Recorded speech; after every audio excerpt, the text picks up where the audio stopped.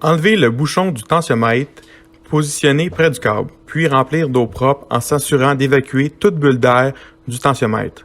Remettre le bouchon en s'assurant que le joint d'étanchéité est en bon état et bien positionné. Choisissez un emplacement représentatif de votre champ pour l'installation de votre station.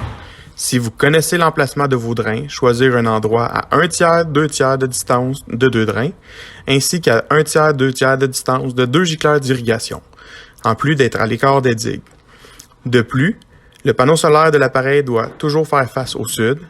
Une fois l'emplacement choisi, insérez dans le sol votre station en appuyant sur le support d'acier et non sur l'appareil. Et ne jamais utiliser un outil de frappe pour insérer l'appareil au sol. Installez le support du capteur de température de PVC à l'écart de l'appareil.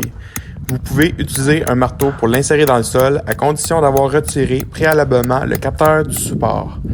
Installez jusqu'à ce que le capteur soit au niveau des bourgeons. Il peut être nécessaire d'ajuster la hauteur d'installation au fil de la saison.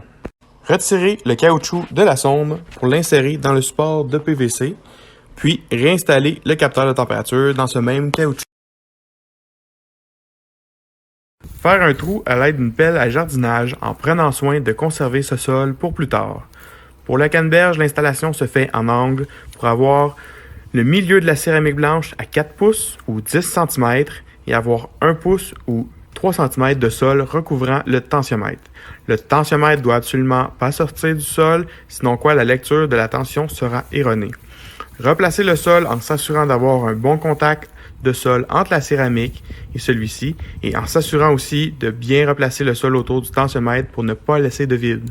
Finalement, replacer le couvert végétal au-dessus du tensiomètre.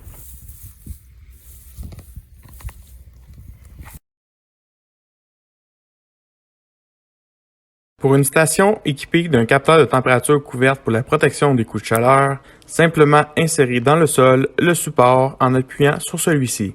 Ne jamais utiliser un outil de frappe pour l'insérer. Installez le capteur à environ 3 pouces de la culture ou 8 cm. Pour une station équipée d'un capteur de niveau de nappe, faire un trou à l'aide d'une terrière d'au moins 3 pouces ou 8 cm de diamètre et d'au moins 63 pouces ou 160 cm de long.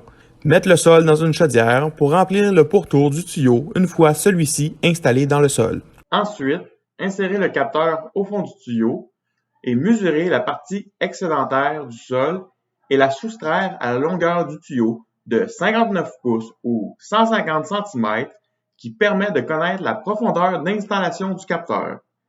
Entrez ensuite cette information dans Hydrolis, dans Onglet avancé et modifiez la profondeur d'installation de celui-ci.